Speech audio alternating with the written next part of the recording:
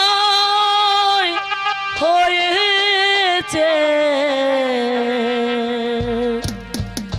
ফিরে যাবার, মন কেন যেতে চায় না বলো না, মন কেন যেতে চায় না।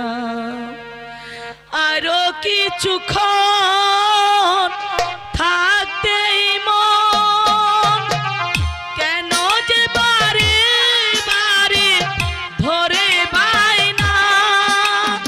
ও সময় হয়েছে ফিরে যাবার, মন কেন যেতে চায় না বলো না, মন কেন যেতে চায় না।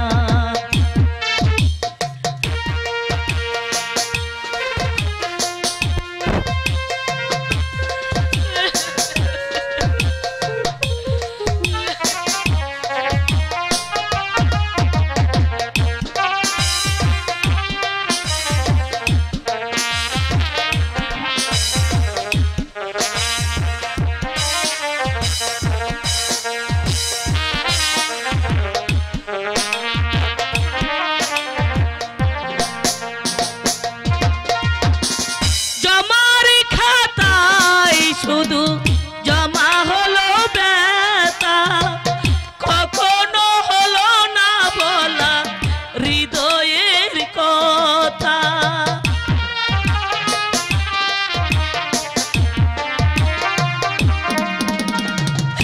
আমি যার মনে দিয়েছি আগুন, সে আমার জীবনে এনেছে আরো কিছুক্ষণ থাকতেই মন কেন যে বারে বারে ধরে বায়না। ও সময় হয়েছে ফিরে যাবার, মন কেন যেতে চায় না বলো না, মন কেন যেতে চায় না।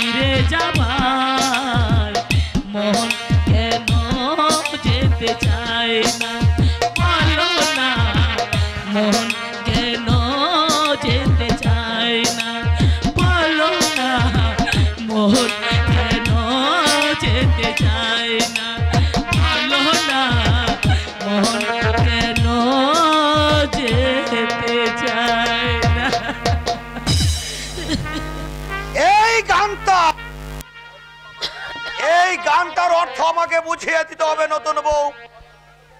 বলা, কেন গাইছো এই বিরহের গান? আমি কি শালা ঘাসে মুখ দিয়ে চলি? নষ্ট আমি বুঝি না ভেবেছো? শালা যখনই দেখি খেজুর গাছের মতো দাঁড়া বইছে, বলতে হবে কোন দুঃখে আমি তোমাকে রেখেছি, কেন কান্না কাটি করা হচ্ছে আমি জানতে চাই। তুমি অযথাই মাথা গরম করছো, আমি তো কোনো অভিযোগ করিনি। তুমি দয়া করে আমাকে বিয়ে না করলে আমার দাদা জেল ছিল অবতারিত। তোমার এই মুহূর্তের কথা কোনোদিন আমি ভুলবো না। সেই কৃতজ্ঞতাবোধ, সেই কৃতজ্ঞতাবোধ কি আছে তোমাদের? তোমার ভাইকে ছাড়িয়ে এনে না আমি খাবলার খাবলা গু খেয়েছি, গু খেয়েছি। কাল নাকি বোমা নিয়ে দাঁড়িয়েছিল সঞ্জয় বাবুকে মারবার জন্য। দাদা, হ্যাঁ হ্যাঁ, তোমার ভাই অগান বেকারদের সঙ্গে মিশে বেপরোয়া অগান ভাঙছে। কি বলছো তুমি? আবার নাকি লোকের কাছে বলে বেড়াচ্ছে আমাকে খুন করবে। আমি তোমাকে বলে রাখলাম নতুন বউ, আমার পেছনে লাগতে গেলে না ও শালার বাপের নাম আমি খগেন করে ছেড়ে দেবো। আমার নাম সাতকুরি নন্দী, যার ইয়ে দে লাগি না তাকে একেবারে ইয়ে করে ছেড়ে দিই। দাদা সে যে নোংরা কাজে নেমে পড়লো, কিন্তু দাদা তো এরকম ছিল না। তুমি দয়া করে দাদাকে একবার আমার কাছে আনতে পারবে? আমি তাকে বুঝিয়ে বলবো যার মাথার উপর বৃদ্ধ মা বাবা, সে কি করে মৃত্যুর বুকে ঝাঁপিয়ে পড়ে। নতুন বউ, আমি দাদার পায়ে ধরে বলবো, কার উপর অভিমান করে তুমি নিশ্চিন্তে মৃত্যুর বুকে ঝাঁপিয়ে পড়ছো? দাদা, তুমি শিক্ষিত মানুষ হয়ে কেন তুমি এই কাজ করছো? কেঁদো না নতুন বউ, কেঁদো না, কেঁদো না, কেঁদো না। আমি কথা দিচ্ছি যত টাকা লাগে আমি তোমার ভাইকে দেবো। একটা দোকান টোকান করবে। তোমাকে যে আমি কত ভালোবাসি সে তুমি বুঝবে না। ইচ্ছে হয় তোমাকে বুকের মধ্যে। ছাড়ো, ছাড়ো বলছি। কেন কেন ছাড়বো? তুমি আমার বিয়ে করা বউ। মানে বাবা রে, কি বললে হারামজাদা ইতরের মেয়ে? আমি পশু, স্বামীকে তুই পশু বললে? মেরে মেরে হার করে দেবো নষ্ট মেয়ে ছেলে কোথাকার। তাৎক্ষণিক নন্দী মেয়ে মারা পুরুষ নয়, সে বাঘ, বাঘের বাচ্চা বাঘ। চাপিয়ে না ইয়ের ছাল তুলে দেবো হারামজাদি নষ্ট মেয়ে ছেলে কোথাকার। গায়ের জোরে তুমি হয়তো আমার দেহটা পাবে, কিন্তু মন তুমি কোনোদিন পাবে না। তুমি আইনের দোহাই দিয়ে চাইতে পারো স্বামিত্বের অধিকার, কিন্তু মনের অধিকার তুমি কোনোদিন পাবে না। আজ আমি কুমারী থেকেই চিতায় যেতে চাই, চিতায় যেতে চাই, চিতায় যেতে চাই। কথাটা মনে রাখো।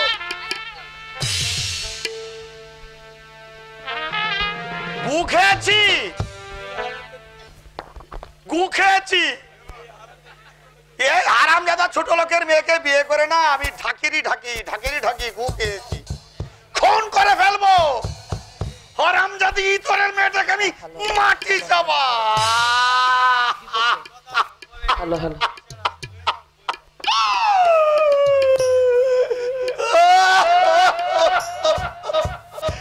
কি ভুল করেছি এই কম বয়সী মেয়ে ছেলেকে বিয়ে করে না। ওরে আমি ঢাকি গু খেয়েছি।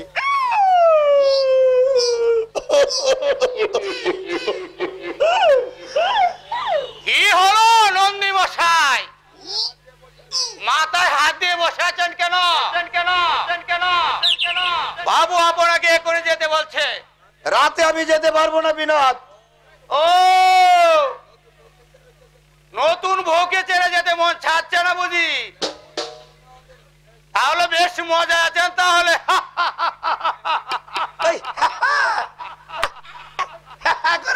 বিনোদ, মাথা আমার গরম আছে। শালা অল্প বয়সী মেয়ে ছেলেকে বিয়ে করে না আমি ঢাকি গু খেয়েছি। আগে জানলে কোন শালা এমন কুকর্মটা করতো। প্রাণ বুঝলে ভাই, প্রাণ আমার অষ্টাগত করে তুললে হারামজাদি। মশাই, মনে হচ্ছে বিয়ে করে সুখ পাননি। সুখ আমার দে যাচ্ছে মশাই, জীবনটা আমার দুর্বিষয় করে তুললে ভাই। হয়তো কোনোদিন এসে শুনবে মনের দুঃখে আমি আত্মহত্যা।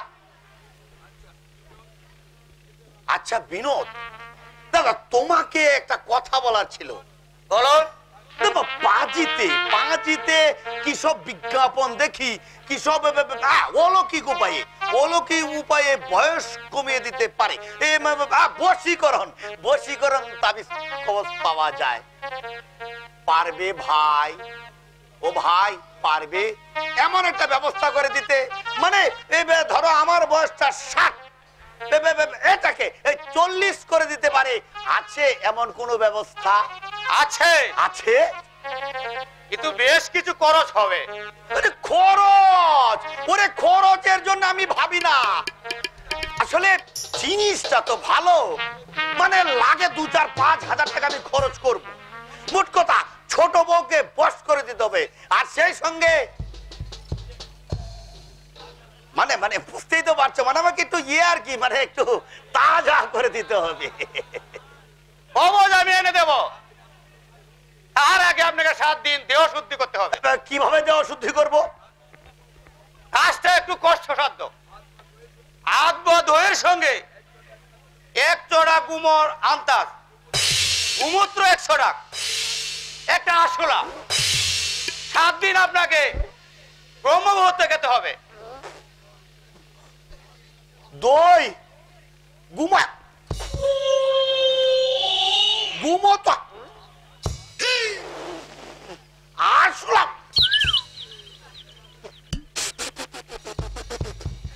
আশুলার যে বিদ্যুতের গন্ধ মানুষে বাবারে, অন্য প্রাশনের ভাত পর্যন্ত উঠে আসছে। 7 করে কি খায় নন্দী মশাই? ঠেলাই পরে খায়। আমার এক মামাতো ভাই দাদার চুনাকে বউ বস করেছিল, আপনাকে আমি সে বিধান দিলাম না। ভাই, ও ভাই, উপকার হবে তো? হবে কি বলছেন? জাদু মন্ত্রের মতো হবে। না হলে আপনি আমার খান মলে দিবেন, তবে ঘেন্না করে গেলে হবে না। প্রশান্ত চিত্রে গেলে অবদ্ধ বল হাতে পাবে, অবশ্য বশীকরণ তাবিজ এবং মন্ত্র আপনাকে দেওয়া হবে। মোট কথা যৌবন আপনি ফিরে পাইবেন। ঠিক আছে, কি আর করা যাবে, কাল থেকে তাহলে আরম্ভ করব। তাহলে আমি আসি, কাল সকালে এগুলো খেয়ে 1000 টাকা আমাকে দিয়ে পাঠাবেন। 7 দিনের মধ্যে আপনার যদি পূর্ণ জীবন ফিরে না আসে, আপনি আমার কান কেটে দেবেন।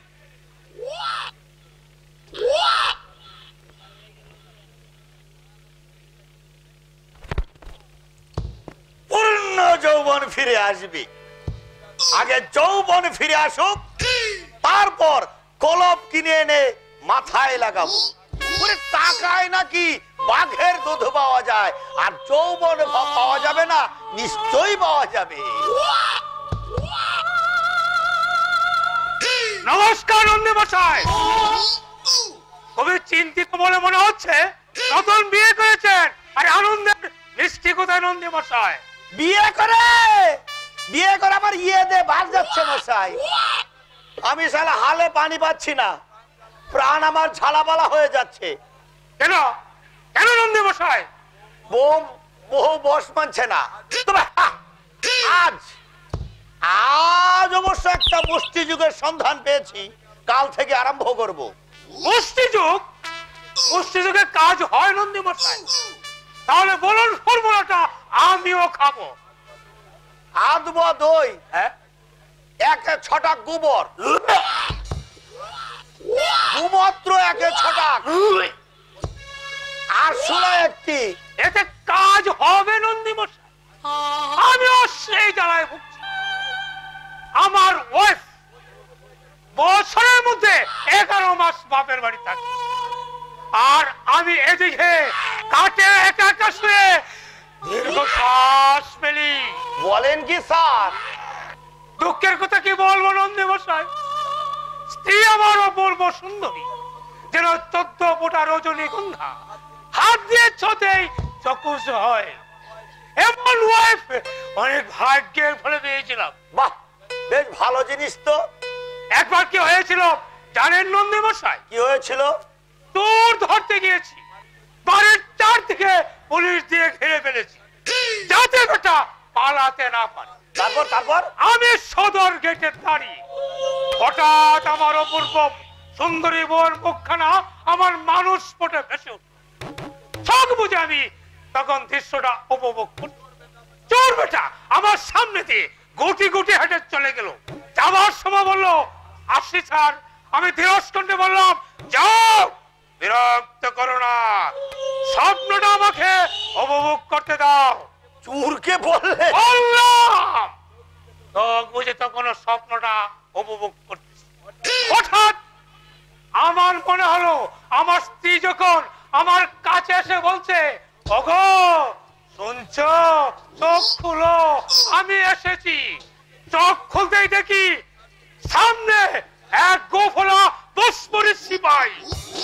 সিপাহী? হ্যাঁ। বউ নয়? না, ইচ্ছা ছিল ওটাকে কষে একটা চোর লাগিয়ে দিই। কোন রকমে রাগটা সামলিয়ে নিলাম। কোথায় আমার সুন্দরী ওয়াইফ, কোথায় গোফলা এই দুশ্মনী সিপাহী? রাগ হবে না নন্দী মশাই, আপনি বলুন। ও স্যার। হ্যাঁ স্যার বলুন। ওরে আপনার রোগ তো আমার চেয়েও কঠিন, আপনি বাঁচবেন কি করে? আর বেঁচে কি আর আছি? আমি জীবন মৃত অবস্থায় আছি। আমি প্রতিজ্ঞা করেছি, যতদিন বউ বাড়িতে না আসবে আমি চোর ডাকাত ধরবো না। কেন ধরবো বলুন? বউ যদি আমার সঙ্গে ক্রিমিনালের মতো ব্যবহার করে, তাহলে আমি বা কেন এই সমাজের কথা ভাববো? বয়ে গেছে আমার। কেন এসেছিলেন সেটাই তো বললেন না। বলিনি বুঝি? বউর কথা ভাবলে আমার মাথা গোলমাল হয়ে যায়। কোনদিন শুনবেন আমার চাকরিটা চলে গেছে, আমার হয়ে গেছে, মানে আমি হয়ে গেছি, কি যে বলে না, মানে সন্ন্যাসী হয়ে গেছে। গদাধর বাবু। হ্যাঁ, যা বলতে এসেছি আপনার সম্বন্ধে এই দীপক মশাইকে একটু সাবধান করে দেন। দিনের বেলায় চিন্তাই করছি, ওঘান ভাঙছি। আপনার সঙ্গে আছে বলেই কথাটা আমি আপনাকে জানিয়ে দিয়ে গেলাম। পরে কিন্তু আমাকে আবার দোষ দিতে পারবেন না। এজন্যই আমার ওয়াইফ বলে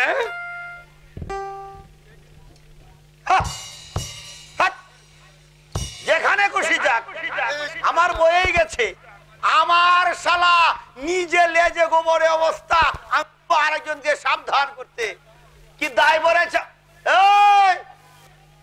সতী লক্ষ্মী বেহুলা, আমি একটু বাইরে যাচ্ছি, সদর দরওয়াজাটা একটু বন্ধ করে দিও। হরিদা, হরিদা, হরিদা, যা বাবা, বাড়িতে কেউ নেই দেখছি। মাত্র 1.5 মাস আমি বাড়ির বাইরে ছিলাম, এরই মধ্যে পিতৃদেব শ্রী 7 পরিণন্দী মশাই কি পটল ডাঙ্গায় চলে গেলেন? তাহলে তো এই পুরো সাম্রাজ্যটা আমার।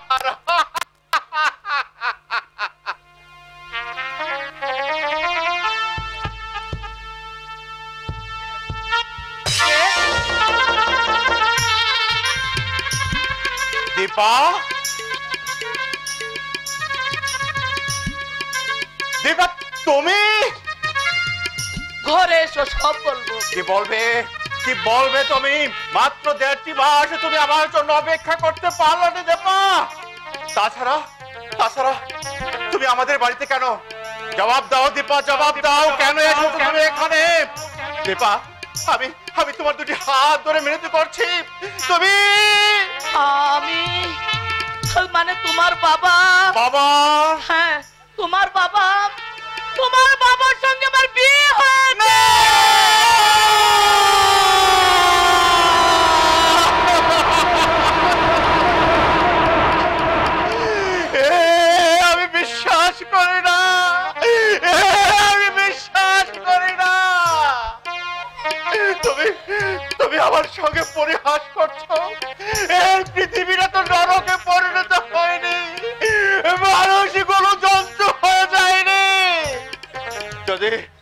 তাই হয়ে থাকে, তবে তবে তুমি রাজি হলে কি করে? তোমার সম্মতি ছাড়া তো এ বিয়ে হতে পারে না। তাহলে তাহলে কি বুঝবো এতদিন তুমি আমার সাথে ভালোবাসার অভিনয় করেছো? অভিনয় করেছো। তুমি আমার এই জীবনটা নিয়ে ছিনিমিনি খেলেছো। তুমি নারী নও, তুমি সর্পিণী, তুমি বিষে বিষে আমার এই দেহটাকে নীল করে দিয়েছো। কিন্তু কেন কেন? আমি তোমার কি ক্ষতি করেছি? আমি তোমার কি ক্ষতি করেছি দীপা? শুয়ারের বেটা শুয়ার, ওই শুয়ারের বেটা শুয়ার, ওই দীপাকি দীপাকি দীপাকি মা মা মা মা অগ্নিনারায়ণ সাক্ষী রেখে ওকে আমি বিয়ে করেছি। চুপ করো। এতদিন পর ছেলেটা বাড়ি এসেছে, এসে আরম্ভ করলে যাতে বলতে নদীতে একেবারে বান্ধে গেছে। ও আমার ছেলে নয়, ছেলে নয়, ও হচ্ছে আমার সুখের পথের কাঁটা। তোমার সুখের পথের কাঁটা আমি হব না বাবা। আমি চলে যাচ্ছি, তোমায় মরার পরে কেউ যেন আমাকে খবর দে। আমি শুধু ছেলের কর্তব্য করেই চলে যাব। তুমি যাবে না, আমার আদেশ। বাড়ি থেকে তুমি এক পাও নড়বে না। আমি তাহলে অনর্থ বাঁধাবো। আটকাচ্ছ কেন? আটকাচ্ছ কেন? যেতে চাইছে চাকটা চাকটা চাকটা। কেন আটকাচ্ছি সে তুমি বুঝবে না। ও চলে গেলে লোকে তোমাকে নিন্দে করবে। বিয়ে করে অমানুষ হয়ে গেছে নন্দী মশাই। আমি চাই না অযথায় মানুষ তোমাকে বদনাম দিক। দয়া করে তোমরা আমাকে রেহাই দাও। এখানে থাকা আমার পক্ষে সম্ভব নয়। আমি তোমাদের কাছে হাত জোর করে বিনতি করছি, তোমরা আমাকে বাঁচতে দাও। আমি কোথাও চলে যাই। তুমি চলে গেলে, হ্যাঁ তুমি চলে গেলে আমি বিষ খেয়ে আত্মহত্যা করব। মরবার আগে পুলিশের কাছে আমি চিঠি দিয়ে যাব। আমার মৃত্যুর জন্য তুমি, তোমার বাবা, তোমরা দুজনে দায়ী। হ্যাঁ তুমি আর তোমার বাবা। কি বলছো তুমি? তোমাদের বাপ ছেলেকে আমি সহজে ছেড়ে দেব না। তিলে তিলে যেভাবে তোমরা আমাকে জব্দ করেছো, আমিও তেমনি ভাবে তোমাদের দুজনকে জেলে পচে মারবো। কথাটা মনে রাখলে আমি খুশি হব। জেলের ভয় যদি থাকে তাহলে এই বাড়ি থেকে এক পাও নড়বে না। এক পাও না, এক পাও না। ওরে বাবা,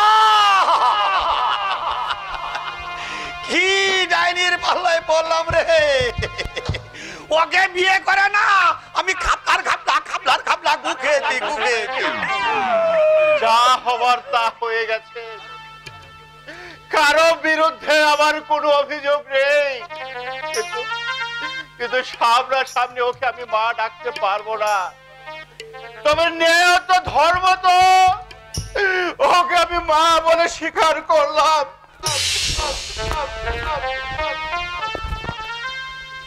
যাক বাবা, বাচ্চা গেল। লুভের বসে একটা কুকর্ম করে ফেলেছিলাম। ভেবেছিলাম বেটা এসে একটা হুজ্জুতি বাঁধাবে। ঠাকুর ঠাকুর বাঁচিয়ে দিয়েছো।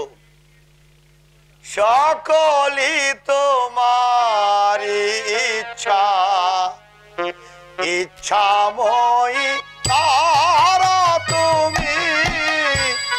তোমার কর্ম তুমি করো। লোকে বলে আমি বলি, সকলই তোমার ইচ্ছা, ইচ্ছাময়ী তারা তুমি। তোমার কর্ম তুমি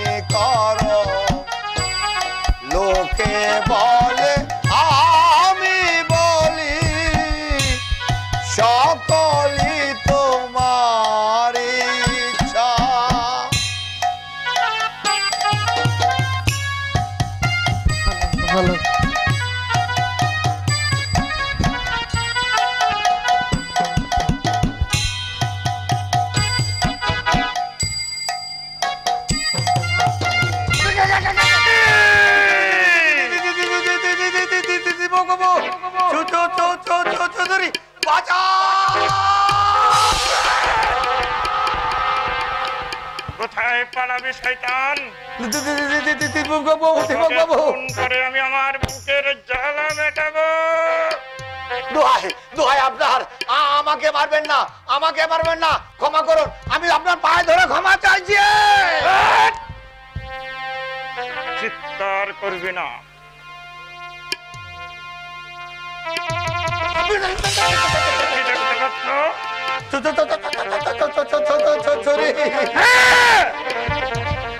ছুরি এতক্ষণ এটা চালাইনি কেন জানো? জানি, আমি আপনার ভক্তিপতি বলে। দীপার বৈধব্যই আমি চাই সাধ করি, কিন্তু এত সহজে তোমাকে আমি খুন করবো না সাধ করি। তোমার জন্য আমার বুকে যেমন জ্বলছে তেমন সেইভাবে যন্ত্রণা দিয়েই আমি তোমাকে মারবো। একটা একটা করে তোমার দেহের অঙ্গ প্রত্যঙ্গ গুলো আমি কেটে নেব। ক্ষমা করুন, আপনি আমাকে ক্ষমা করুন। ক্ষমা নেই। প্রথমে নেব তোর চোখ দুটো, যে চোখ দিয়ে তুই আমার বোন দীপাকে দেখেছিস। সাধ করি। বাঁচাও!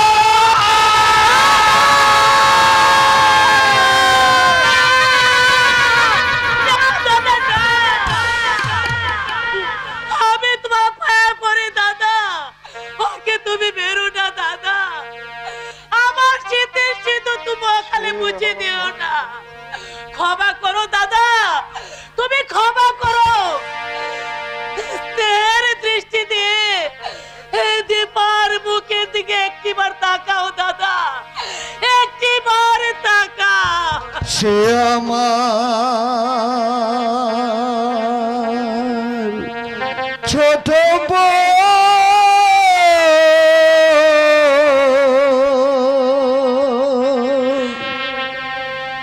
বড় আদরের ছোট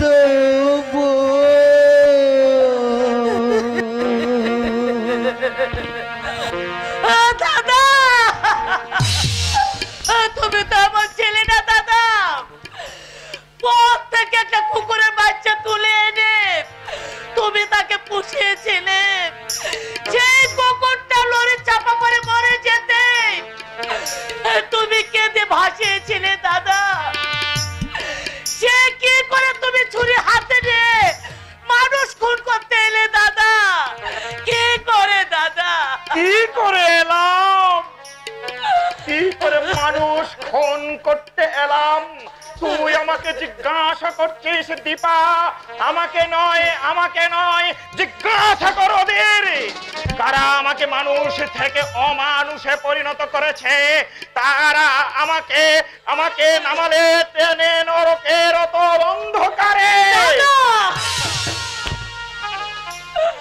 আমিও তো চেয়েছিলাম রে দীপা, আর 5টা সাধারণ মানুষের মতো সৎ ভাবে ভদ্র ভাবে বাঁচতে। আমিও তো চেয়েছিলাম একটা সাধারণ ছেলের সঙ্গে তোর বিয়ে দিতে। আমিও তো চেয়েছিলাম আমার গরিব মা বাবার মুখে হাসি ফোটাতে। চুপ করবো সেই দিন, কিন্তু ওরা আমার আশা, আমার আকাঙ্ক্ষা পশুর মতো 2 পায়ে মারিয়ে দিয়ে আমাকে করে তুললে একটা বিবেকহীন কসাই। আমাকে নামালে নরকের অতল অন্ধকারে। ওসব কথা তুমি ভুলে যাও দাদা। ভুলে যাব সেই দিন যেদিন এই মান্দাত আমলের ঘুণধরা বনিদি সমাজ এটাকে আমি পুড়িয়ে ছাই করে দিতে পারবো। ওরে ওরে দীপা, আমার বুকে জ্বলছে খান্ডবের দাবানল, রক্তে উঠেছে সামুদ্রিক ঘূর্ণিঝড়ের তুফান। আমি প্রতিশোধের মধ্যে খুঁজে পাবো আমার বাঁচার প্রেরণা, আমার জীবনের শান্তি, আমার অশান্ত মনের দাদা। দাদা, দাদা, দাদা, শোনো দাদা,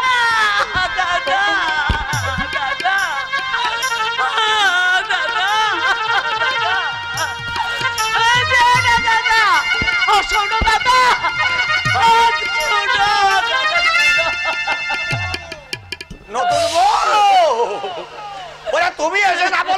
আমার ইয়ে হয়ে গিয়েছিল। মানুষ নয়, মানুষ নয়, দানব, দানব হয়ে গেছে তোমার ভাই। আমার 14 পুরুষের ভাগ্য প্রত্যেক প্রাণটা ফেরত পেয়েছে। আমার দাদাকে তুমি সম্মতি দাও ঠাকুর, আমার দাদাকে তুমি সম্মতি দাও, নইলে মাকে যে আর বাঁচানো যাবে না। এসব কথা যদি মার কানে যায়, মা নির্ঘাত আত্মহত্যা করবে। সারা জীবন মা শুধু দুঃখের সঙ্গে লড়াই করে গেল, মা শান্তি পেল না, শান্তি পেল না, শান্তি পেল না। এই বাড়িতে আমার ঝন্টু আমারই ছেলে, অথচ জেলার পুলিশ সুপার, অথচ মুখ ফুটে বলবার অধিকার আমার নেই। ও যদি ওর দাদাকে একটু বুঝিয়ে বলতো তাহলে হয়তো পরিবর্তন হতে পারতো। কে ওখানে দাঁড়িয়ে? আগে আগে আমিটাকে আগে আমি শিবনাথ। ও, আমি ভাবলাম বাড়িতে চোর টোর ঢুকেছে, তা কি মনে করে? টাকা পয়সা চাইলে আমি কিন্তু দিতে পারবো না। এর আগে অনেক টাকা তোমাকে আমি দিয়েছি। আগে আমি বড় বিপদে পড়ে এসেছি। বিপদ? আগে হ্যাঁ, মানে বড় ছেলেটা যেভাবে বেপরোয়া হয়ে উঠেছে, হয়তো পুলিশে গুলিতে প্রাণটাই ওর চলে যাবে। তাই এসেছিলাম, যন্ত্র মানে কল্যাণ যদি ওকে একটু বুঝিয়ে বলতো তাহলে হয়তো সৎ পথে ফিরে আসতে পারতো। কি দায় পড়েছে কল্যাণের? আমি তোমাকে লাস্ট ওয়ার্নিং দিচ্ছি, ইতরের মতো যখন তখন আমার বাড়িতে ঢুকবে না। কল্যাণের সঙ্গে তোমাদের কোনো সম্পর্ক নেই। দত্তক নেওয়ার দলিতে সেই কথাই লেখা আছে, আইন মোতাবেক ও ছেলে আমার। আইন হয়তো সেই কথাই বলবে মনোশঙ্কর বাবু, কিন্তু মানবিকতা? মানবিকতা? কিসের মানবিকতা? তোমার অভাবের সময় 1 বছরের একটা ছেলের জন্য আমি 6000 টাকা দিয়েছি। সেই টাকা না পেলে তোমাদের উপোস করে মরতে হতো। এতগুলো টাকা পেও তোমার লক্ষ্মী ছাড়া স্বভাব বুঝলো না। কুকুরের মতো যখন তখন এ বাড়িতে আসো। কি বলে? লজ্জা করে না তোমার? কি বলে? আপনি আমাকে কুকুর বললে? আমি কুকুর? আমি মান চলে গেল নাকি রাজা বাহাদুরের? উশৃঙ্খল পশুদের এরকম দুর্গতি হয়। তোমার দুর্দশার হলো কি? এখনো অনেক দুর্ভোগ তোমাকে সহ্য করতে হবে। সেই কথাই বলেছিল সেদিন কল্যাণ। কল্যাণ কি বললে? কল্যাণ? অভয় হারামজাদা বলেছে তুমি শিবনাথ রায়ের ছেলে, আমাদের বাবু তোমাকে পুষ্প নিয়েছিলেন। কথাটা শুনেই কল্যাণ বললে আমার দুর্ভাগ্য যে একটা নিজ পরিবারে আমার জন্ম হয়েছিল। বাবু, কল্যাণ আমার ঝন্টু এই কথা বললে? আমরা নিচ বংশ? বলবি তো আমি যদি মানুষ হতাম তাহলে সন্তান বিক্রি করে পেটের জ্বালা মেটাতাম না।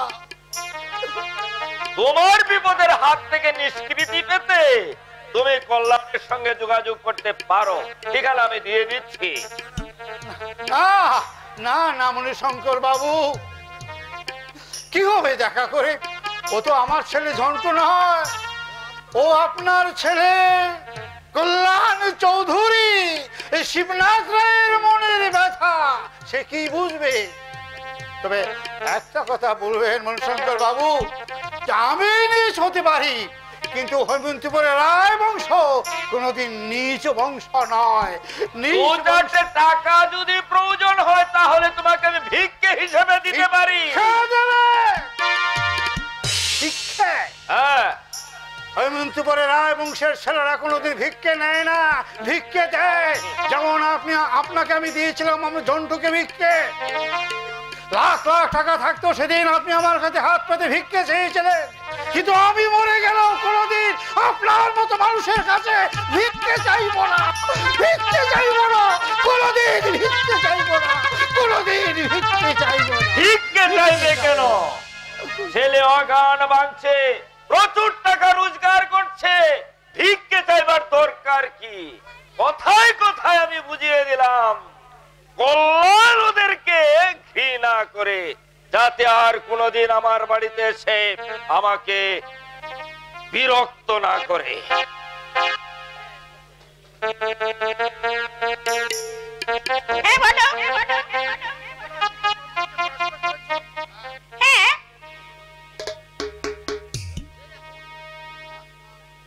বলতে পারো বর্তমান কলকাতার আদি নাম কি ছিল? কি জানি? আচ্ছা, কলকাতা নগরী পতন করেন যে লোকটা, তার নাম নিশ্চয় জানো, কারণ তুমি তো ছোটবেলা থেকে ইংলিশ মিডিয়ামে পড়াশোনা করেছো। না, এটাও জানি না। ঈশ্বরচন্দ্র বিদ্যাসাগরের নাম শুনেছো? আরে কেন শুনবো না? কি একটা স্কুলে মাস্টারি করতেন ভদ্রলোক, শেষ বয়সে নাকি অনেক দুঃখ কষ্টে মারা গেছেন। আবার কি সব বইটইও নাকি লিখেছে। বাবা বাবা বাবা, সত্যি তুমি লেখাপড়া শিখেছো, তোমার আউট নলেজ দারুণ শার্প। তার মানে তুমি আমাকে ইনসাল্ট করছো? মাই গডনেস, তা পারি কখনো?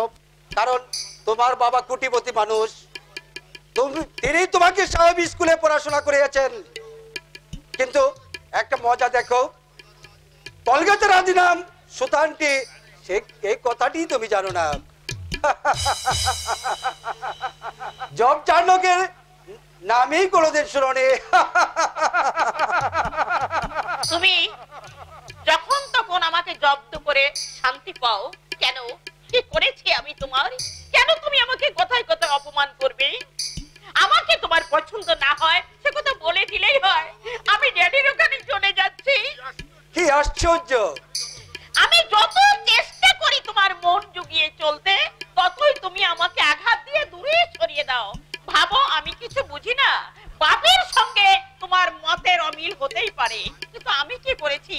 কেন কেন তুমি আমাকে অপমান করবে? আমি তো তোমাকে বলেছি আমি যা জানি না তুমি আমাকে শিখিয়ে দাও।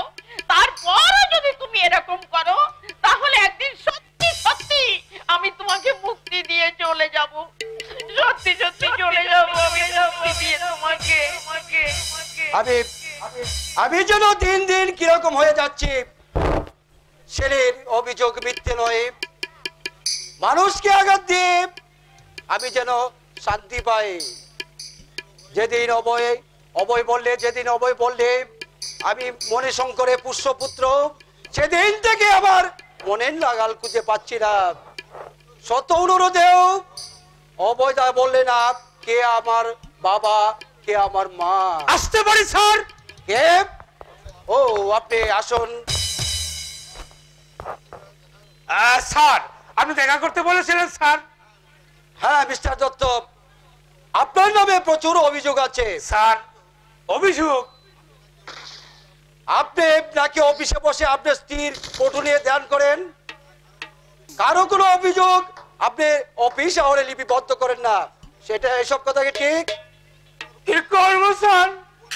ওয়াইফ যদি শ্বশুর বাড়ি থাকে, এই সমাজে এগুলোদের নিয়ে আমি কাজ বসাবো কি করে স্যার? আপনি হাসছেন স্যার, বুক পেটে আমার কান্না বেরিয়ে আসছে। রোজ 10 পাতা করে চিঠি লিখি, একটার উত্তর পাইনি। কোনদিন হয়তো শুনবেন গদাধর দত্ত সুসাইড করে, না হয় সন্ন্যাসী হয়ে হিমালয়ে চলে গেছে। I am so sorry mister Dutta, আপনাকে আমি 7 দিনের ছুটি দিলাম। আগে শ্বশুর বাড়ি থেকে ঘুরে আসুন, এসে কিন্তু সিনসিয়ার ডিউটি দেবেন। দেব স্যার, দেব। আপনি মহানুভব স্যার, আপনার মহত্বের কথা আমি জীবনেও ভুলবো না স্যার। অঞ্জন করে নাকি অর্গান বেকারদের স্বর্গ রাজ্য করে উঠেছে। আপনি কঠোর হস্তে ওদেরকে দমন করুন, দলের লিডার নাকি দীপক রায়। যত শীঘ্র সম্ভব দীপক রায়কে গ্রেপ্তার করুন। গুন্ডাদের দমন করবার আগে একবার অনুসন্ধান করে দেখো কেন শিক্ষিত তরুণরা আজ অসৎ পথে যাচ্ছে। অবৈধা আমার ওয়াইফ বলে দীপক রায়ের হয়ে আমি তোমার কাছে ওকালতি করতে আসিনি দাদা বাবু। আমি শুধু বলতে চাইছি শত শত তরুণরা কেন আজ সমাজ বিরোধী কাজে লিপ্ত হয়েছে, তোমরা সেটা অনুসন্ধান করে ঘটনাটা তলিয়ে বুঝবার চেষ্টা করো। শুধু দমন পীড়ন করে এই জাতীয় অবক্ষয়ের পথ থেকে তরুণ সমাজকে নিরাময় করতে পারবে না। আমি তোর সঙ্গে সম্পূর্ণ একমত অবৈধা।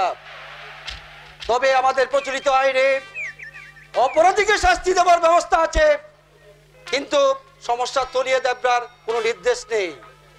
আইনের কাছে আমাদের হাত পা বাঁধা, আমাদের মূল্যবোধের কোনো প্রশ্নই নেই। কাজেই তা যদি না থাকে তাহলে এমন আইন জাহান্নামে যাক, যে আইন মানবিক সমস্যা তলিয়ে দেখবে না, বুঝতে চাইবে না কেন যুব শক্তির এইভাবে অবক্ষয় হচ্ছে, যে আইন অপরাধীকে সংশোধনের পথ না দেখাবে, এমন আইন গোল্লায় যাক। অবৈধা মানুষের জন্য আইন, আইনের জন্য মানুষ নয় দাদা বাবু। একটা কথা তুমি মনে রেখো দাদা বাবু, শুধু পুলিশি ডান্ডা তো প্রয়োগ করে এই সমস্ত বিপদগামী তরুণদের পথে আনতে পারবে না। তাহলে তারা আরো মরিয়া হয়ে উঠবে, সমাজ জীবনে বিষিয়ে দেবে। ডান্ডা মেরে বেটাদের ঠান্ডা করে দেব। কথা বলে মারের নাম মধুসূদন, ভূত বলায় ঝাড় বয়ে। মার দিলে বাপ বাপ বলে বেটারা সৎ পথে আসবে, হাত পা মুসে ভেঙে দিলে বেটারার অঘান ভাঙতে পারবে না। চুনাপুটি চোর ডাকাতের উপর আপনি তরপাতে পারেন দারোগা বাবু, কিন্তু পারবেন কি রাঘব বোয়ালদেরকে গ্রেফতার করতে? হ্যাঁ পারবেন তাদের কোমরে দড়ি বেঁধে হাজতে ঢুকাতে? হ্যাঁ, ওরে বাবা, সেই মুরত আপনাদের নেই। গরিবদের উপর অনেক মূল্যে হম্বিতম্বি করতে পারে, কিন্তু চোরাগুলি দিয়ে যারা লক্ষ লক্ষ টাকা রোজগার করছে, পারবেন তাদের কোমরে দড়ি বেঁধে হাজতে ঢুকাতে? যদি পারেন তাহলে বুঝবো আপনি মরদের বাচ্চা। যত সব অবান্তর কথা। আমি দলিতদের গায়ে হাত দেই, সঙ্গে সঙ্গে আমার চাকরিটা নটে। তার চেয়ে চোর চেটাদের পেঠালে কেউ কিছু বলবে, আমার ওয়াইফ বলে তোমরা ধনী বদমাইশদের ধরতো না, কিন্তু সেটা কি সম্ভব? যদি সম্ভব না হয় চাকরি ছেড়ে চলে যান। স্যার, বেআইনি কাজ যারা করছে তারা যত উঁচু তলার মানুষ হোক, আমি চাই আপনারা তাকে গ্রেফতার করুন। তেল মাথায় তেল দেবেন না অফিসার, জনগণের কাছে প্রমাণ করুন পুলিশ নিরপেক্ষ। স্যার,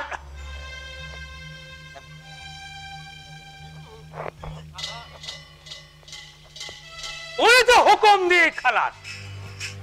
ওনার নিজের শ্বশুর যে ওই অগান বেকারদের পুষে রেখেছে। আজ যদি এই সঞ্জয় সেনকে গ্রেফতার করি, তাহলে হাজার হাজার লোক মিছিল করে ঘেরাও করে বলবে পুলিশের কালো হাত ভেঙে দাও, গুড়িয়ে দাও, সঞ্জয় সেনের মুক্তি চাই, মুক্তি চাই, মুক্তি। না বাবা, দরকার নেই সব ঝামেলা। তার চেয়ে চোর গুন্ডাদের সাথে সব অবস্থা করাই ভালো। এজন্যই আমার ওয়াইফ বলে আমি নাকি ইয়ে হয়ে গেছি। পারলেন কিছু করতে বেআই মশাই? পুলিশ মন্ত্রীকে বলেছে বিবেচনা করতে রাজি হয়েছেন। অভয় হারামজাদাকে কি করে বাড়ি থেকে সরানো যায় বেআই মশাই? কল্যাণকে বলেন। ছোট লোক হারামজাদা কল্যাণকে জাদু করেছে মশাই। শুনেছি মাঝে মাঝে নাকি ও অফিসের কাজেও নাক গলায়। আমাকে তো মানুষ বলেই গণ্য করে না বেআই মশাই। তাছাড়া আপনাকে পর্যন্ত বিদ্রুপ করে। ওর অহংকার চূর্ণ করতে না পারলে বেআই মশাই আমাদের প্রেস্টিজ থাকবে না। আমাকে নিয়ে বিদ্রুপ করে। হ্যাঁ বেআই মশাই, আপনি নাকি চেরা ধুতি পরে ঘুরে বেড়াতেন, পতিতা পল্লীতে রাত কাটাতেন, শিবনাথ রায়ের দুর্ভাগ্যের মূলেও নাকি আপনি টাকা চুরি করে আপনি ধনী হয়েছেন। আরো কি বলে জানেন বেআই মশাই? তুরাই মাল বেচে আপনি ধনী হয়েছেন। আর বেআই মশাই শুনেন, আরো বলছে আপনি নাকি বেশ্যাবাড়িতে দালালিও করছেন। সারা শুয়ারের বাচ্চা। প্রথম জীবনে বেআই মশাই, প্রথম জীবনে যদি আপনি দালালি করেও থাকেন সে কথা বলবে ওই হারামজাদা। না না না, শালাকে আমি দেখেছি।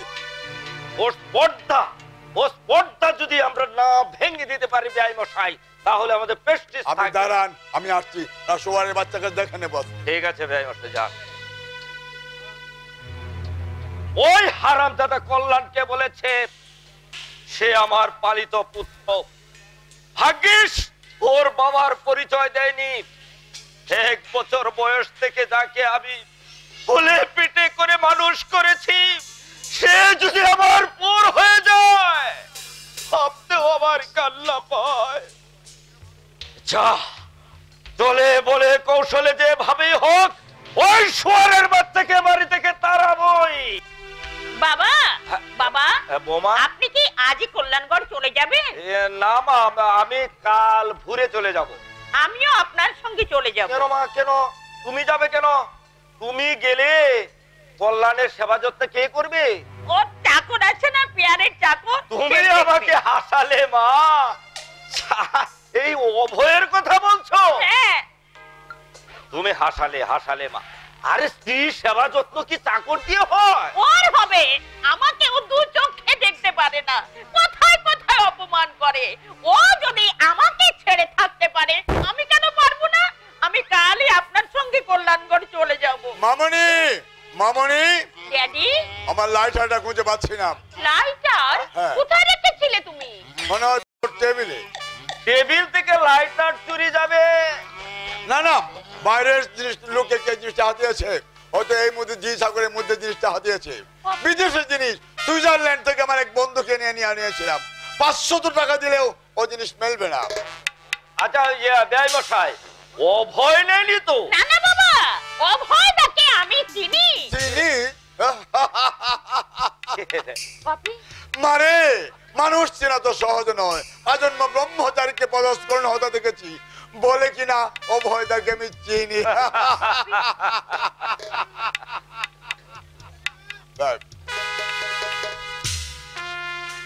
বৌদিমণি, বৌদিমণি, এই যে বৌদিমণি, আমি একটু বাজারে যাচ্ছি, দাদা বাবু পাঠিয়েছে। আমি বাজার থেকে এসে তারপরে তোমাদেরকে খাবার দেবো। হ্যাঁ অভয়দা শোন। বলো। বাপির লাইটার নিয়েছিস? লাইটার? না বৌদিমণি, আমি কেন লাইটার নেবো? আমি কি বিড়ি সিগারেট খাই নাকি যে লাইটার নেবো? আমি বলছি তুই যারা লাইটার আমার কেউ নেয়নি, যে ভালো চাস আমার লাইটারটা বার করে দে, নইলে সাবধান সঞ্জয় বাবু। আমি গরিব হতে পারি, কিন্তু আপনার মতো চোর নই। লাসিমানের মুখ ভেঙে দেওয়া শুয়ারের বাচ্চা। যত বড় মুখ তো তত বড় কথা। আমাকে তো সাবধান করছে। আমি বলছি বেআই মশাই, ওই হারামজাদাই আপনার লাইটার চুরি করেছে। এই দেখি দেখি তোর পকেট, দেখি দেখি তোর কাছে আছে কিনা, দেখি দেখি দেখি দেখি দেখি। এই হারামজাদা, এটা কি? এটা কি? এই লাইটার তোর কাছে আসলো? আরে ওই তো আমার লাইটার। লাইটার লাইটার বাবা, লাইটার চুরি করেছিস? বল বল হারামজাদা। দাদা বাবু, এটা তোর পকেটে এলো কি করে? আমি জানি না দাদা বাবু, আমি জানি না। তুমি বিশ্বাস করো দাদা বাবু, আমি জানি না। আমি ভগবানের নামে দিব্যি করে বলছি, তুমি বিশ্বাস করো দাদা বাবু। বিশ্বাস করবো শোর, বিশ্বাস করবো। খবরদার, ওর গায়ে তুমি হাত দেবে না।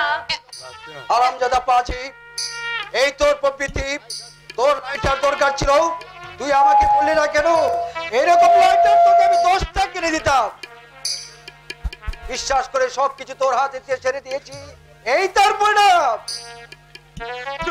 তুমি আমাকে মারলে দাদা বাবু, বৈদা তুমি আমাকে মারলে।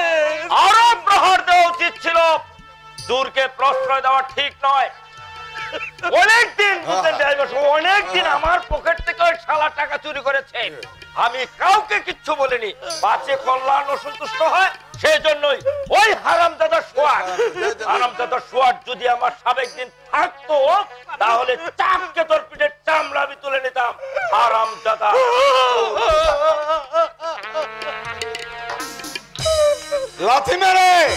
লাথি মেরে দূর করে দাও কল্যাণ। ওর চেয়ে 1000 গুণের চাকর আমি তোমাকে আনে। এই শুয়ারের বাচ্চা, তোর ভাগ্য ভালো আমি তোকে পুলিশে দিলাম না, হারামজাদা চোর কোথাকার।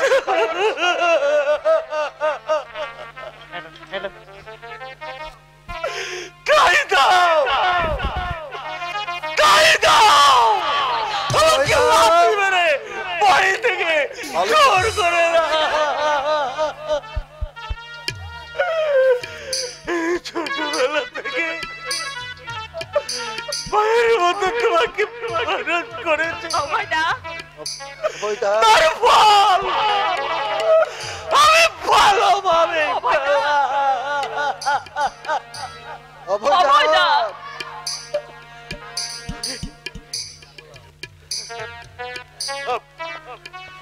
আমি যদি তোমার চাকর না হয়ে তোর আত্মীয় হতাম, তাহলে কি তুমি পারতে আমার গায়ে হাত দিতে?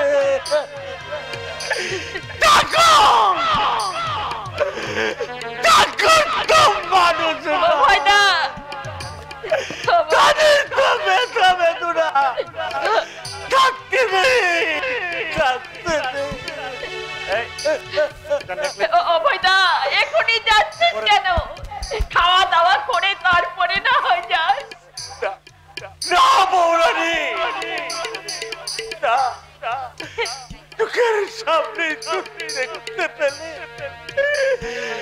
কি তোর লাথি কত আর খাবার ইচ্ছে নেই বৌরানী, বলতে পারে আর খাবার ইচ্ছে নেই।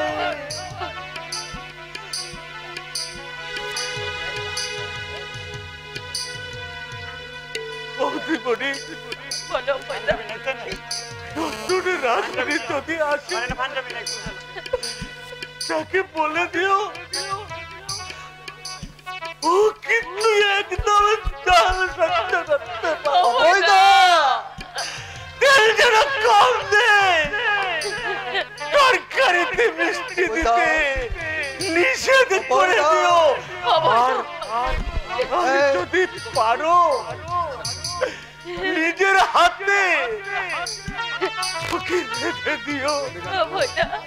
চুপ করবে তুই, চুপ করবে। তোমাকে বলছি না,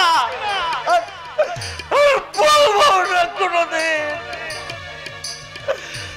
তোমার কাছ থেকে চিরজীবনের মতো আমি ছুটি নিয়ে যাচ্ছি।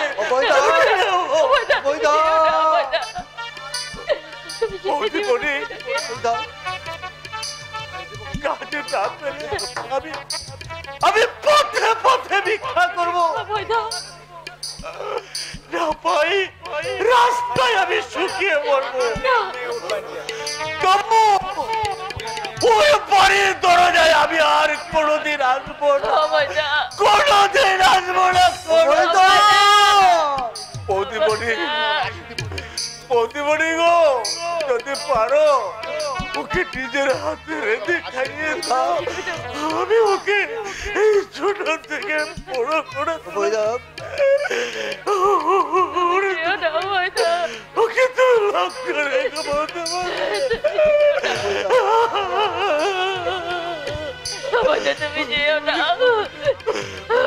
তুমি যেও না, ওকে ক্ষমা করে দাও, তুমি যেও না। অবৈধ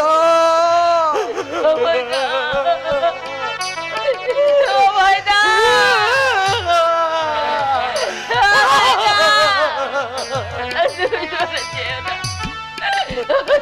যেও না, যেও না, অভয়দা তুমি যেও না, যেও না।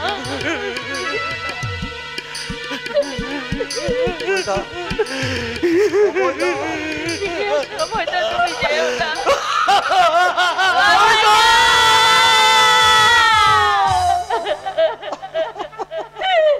চলে গেল অভয়দা।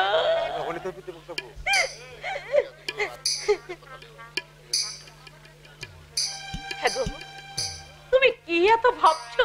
ভাবছি এই হাত দিয়ে আমি কি করে অবৈধার গায়ে হাত উঠালাম, যে আমাকে ছোটবেলা থেকে মানুষ করেছে। ওর কাজে চলে আমি স্কুলে গিয়েছি, আজও আবার বলির মুখ দেখলে যার হাড়ি যায় তা গুছে যায়, তার গায়ে আমি কেমন করে হাত উঠালাম। বাবা আর বাপের উপরে রাগ করে তুমি অভয়দাকে মেরেছো, তাই না গো? ছেলে, তুমি আমাকে যতটা নির্বোধ ভাবো আমি ঠিক ততটা নই। তাছাড়া তোমার সাহচর্যে এসে আমি অনেক কিছুই বুঝতে পাই, কিন্তু আমি ভেবে পাচ্ছি না যে বাপির লাইটার কি করে অভয়দার পকেটে গেল। অভয়দা লাইটার নেয়নি, তাহলে জিনিসটা ওর পকেটে কে ঢোকালে? ওটা বুঝবাজির খেলা। কি বলছো তুমি? যুগ যুগ বর্তমান মানুষগুলো এমন ভাবে গরিবদের উপর গুটি হিসাবে ব্যবহার করে আসছে, তাদের জিজ্ঞাসা প্রবৃত্তি চরিতার্থ করছে, নিজেদের স্বার্থের হাড়ি কাটি বলে দিয়েছে সাধারণ মানুষদের। তোমার পিতৃদেব সেই বুঝবাজির খেলা দেখিয়ে গেলেন, আশ্চর্য ব্যাপার, আমার বাপের চরিত্র এই, অথচ বাপির পক্ষ হয়ে ওর সঙ্গে আমি ফাইট করেছি। শুধু আমার বাপি নয়, আমার শ্বশুর মশাইও অভয়দাকে একদম সহ্য করতে পারে না। এর কারণটা আমাকে অনুসন্ধান করতেই হবে। আমি তো বন্ধু মাথা মানুষ যদি মরে নাই বলো বেঈমান, বলো বেঈমান।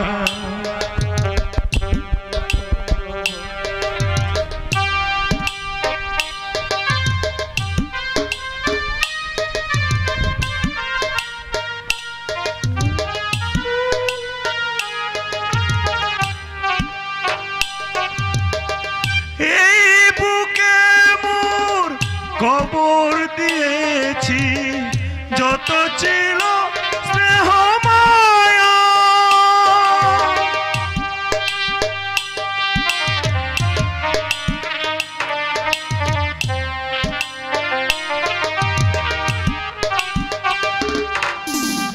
এই বুকে মোর খবর দিয়েছি যত ছিল স্নেহ মায়া। এই আমি তো পুরনো, আমি একটি মৃত ছায়া। এই চোখে আজ অশ্রু দেখে তোমরা সবাই বলো বেঈমান, বলো বেঈমান, বলো বেঈমান, বলো বেঈমান।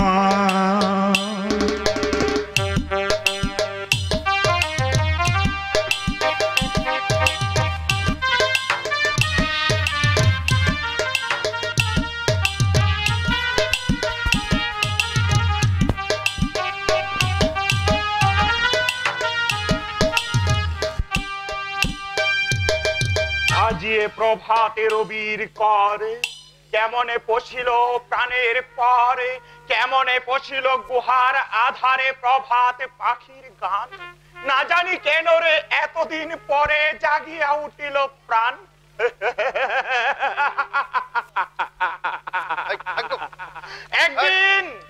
একদিন আমি কবি কবিগুরু রবীন্দ্রনাথ ঠাকুরের এই কবিতাটা আবৃত্তি করে একটা মেডেল পেয়েছিলাম। মেডেল বাংলার অধ্যাপক আমাকে বুকে জড়িয়ে ধরে বলেছিল, দীপক ইউ আর এ জুয়েল। আমি জুয়েল কি সুমধুর হাপ্পা মাছ। বেলা 10টায় সাইড দিকে গাড়ি আসছে, কিন্তু আমি ঠিক করেছি দিনের বেলা গাড়িতে আমরা হাত লাগাবো না। ঘর জমি করে জান দেবার মধ্যে করো, কিন্তু তোরাই করো। মাইকেলের সঙ্গে আমি একমাত্র। জানটা বেঁচে থাকলে তাকে অনেক রোজগার করতে পারবো। তাছাড়া রিয়াল পুলিশ আর বেঙ্গল পুলিশ এক যুগে অপদার্থ দূর হয়ে যাওয়ার চোখের সামনে থেকে। তোদের মতো কাপুরুষ সহকারী চাই না আমি। আমি আমি দিনের বেলায় একাই প্রকাশ্য আজান ভাঙবো, ক্ষমতা থাকলে আরো বাধা দিক। তোদের মতো জীবনের মায়া এই আমার নেই। তুমি রাগ করো না করো, আমি একদিন তোমার মতো বেপরোয়া ছিলাম, আজ নতুন বই বিয়ে করেছি, একটা বাচ্চাও হয়েছে। কেমনটা যেমন কেমন দুর্বল হয়ে পড়েছে গরু। বাচ্চাটার মুখের দিকে তাকালে আমার নিজের ছোটবেলার কথা মনে পড়ে যায় গরু। মাইকেল, বাচ্চাটা হবার পর থেকে মদ কাপি ছেড়ে দিয়েছি, অন্য কোনো কাজ ফেলে ওখান ভাঙ্গা ছেড়ে অগাল মুখের কাজ আমি ছেড়ে দিতাম। কিন্তু তা তো হবার নয়, বাঁচতে হলে একটা করতেই হবে। তুমি এসো, আমি আমি বাড়ি ঘুরে ওই সাইডিং এ যাচ্ছি। অপদার্থ, এই নোংরা পৃথিবীতে কি দরকার ছিল ওটা আনবার? ওটা বড় হয়ে একটা আবর্জনার স্তূপ বৃদ্ধি করবে। মুখে আমি উপদেশ দিতে চাই না ভাই, তবু বন্ধু হিসেবে দু একটা কথা বলতে চাই। রমা সন্তান সম্ভবা, রমা সন্তান। তুই যদি এভাবে বগলাহীন ঘোড়ার মতো ছুটিস, রমার কি উপায় হবে? তোর সন্তানের ভবিষ্যৎ কি হবে? এই কথাগুলো ভেবে দেখিস ভাই। আমি তোকে অনুরোধ করছি, রমা সন্তান সম্ভবা। হ্যাঁ ভাই, অভাবের জ্বালায় আমরা এ পথে নেমেছিলাম, আজ কিছুটা অভাব দূর হয়েছে। তাহলে বাবে বেপরোয়ার কাজ করার কি প্রয়োজন? ছেলে হোক মেয়ে হোক, তাকে তো মানুষ করতে হবে। কথাটা তুই একটু ভেবে দেখিস ভাই, ভেবে দেখিস। রমা সন্তান সম্ভবা, তার অর্থ আরেক বেকার এই পৃথিবীতে আসছে না। ওকে আমি পৃথিবীর আলো বাতাস দেখতে দেব না। ওকে আমি জন্মাবার আগে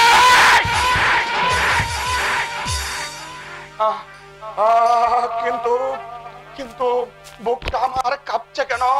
মনটা আমার হাহাকার করে কাঁদছে কেন? দুর্বলতার কাছে আমি নত স্বীকার করব না। খাসনে অবিশ, তুই আর খাসনে অবিশ, তুই আর খাসনে। দেখো আমি বেঁচে থাকতে এই মদ খেয়ে আমি তোকে আত্মহত্যা করতে দেব না। আমার পয়সার মদ খাবো মাত্র আমি খাবো, তাহলে তোমার পক্ষে বোতলটা দাও বলছে না। দাও বোতলটা, আমি জানতে চাই বোতল তুমি দেবে কিনা। না না না, আমার চোখের সামনে তোকে নরকে নেমে যেতে দেব না। আমি তোকে সাবধান করে দিচ্ছি মা, বোতলটা দাও, নইলে নইলে আমি কিন্তু জোর করে কেড়ে নেব। দাও দাও বলছি, বোতলটা দাও, না দাও দাও বলছি। এই বোতল এক্ষুনি আমি নর্দমায় ছেড়ে দিবি শয়তানি।